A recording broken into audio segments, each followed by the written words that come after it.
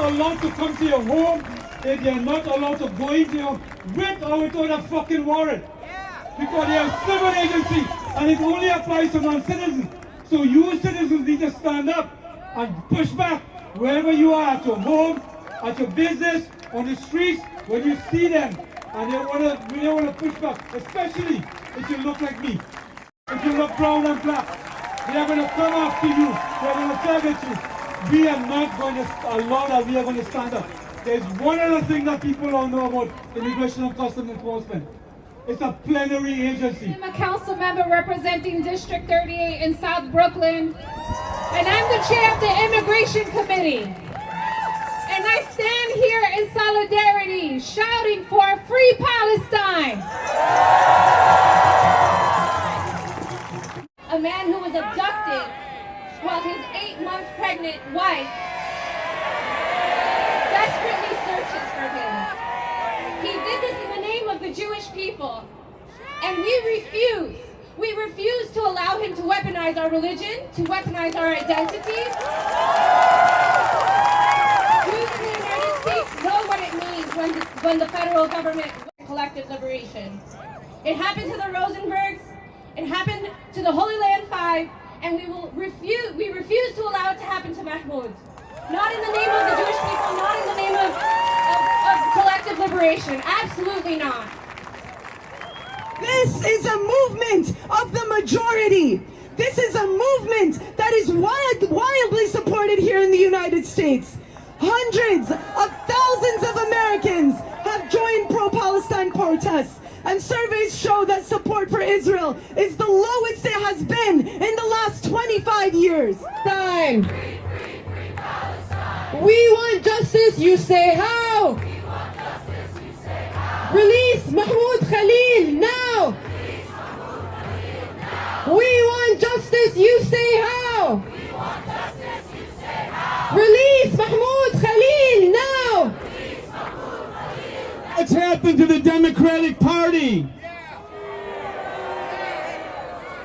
They stage this phony pretend performance at the State of the Union address. They said before the election that if Trump was elected, that it would be the end of American democracy. Well, the arrest of Mahmoud Khalil is an indicator of what the end of democracy looks like, and the Democrats are not here, but we are here. This is the beginning of the epic battle. We cannot think of this demonstration as just one more activity. We have to fight now, like the fight for our lives, the fight for this country, the fight to end genocide, the fight to stop a right-wing political dictatorship. And frankly speaking, the masses of people in this country are with us. They're not with Donald Trump, but we have to mobilize and fight and win. Donald Trump took to social media to celebrate the arrest of Mahmoud Khalil,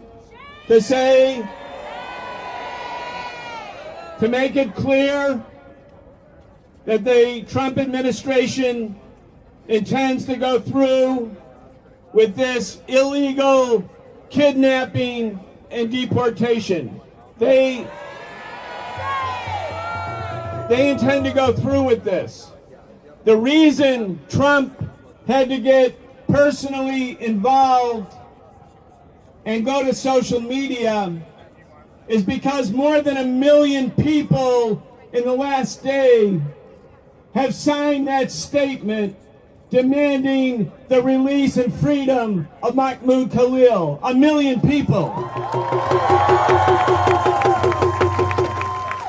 A Palestinian student organizer who was abducted from his home, who is illegally abducted from his home, and we're here to say, hands off Mahmoud Khalil! Hands off Mahmoud Khalil! Hands off Mahmoud Khalil! Hands off Mahmoud Khalil! Hands off Mahmoud Khalil! Hands off Mahmoud Khalil! Eyes off our campus now! Eyes off our campus now! Eyes off our campus now! Right now!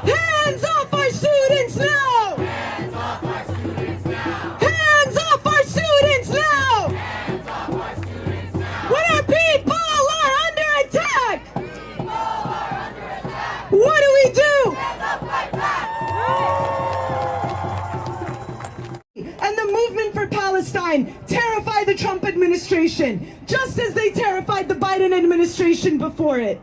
How else can we explain the absurd attempts of this administration to equate protesting a genocide with terrorism?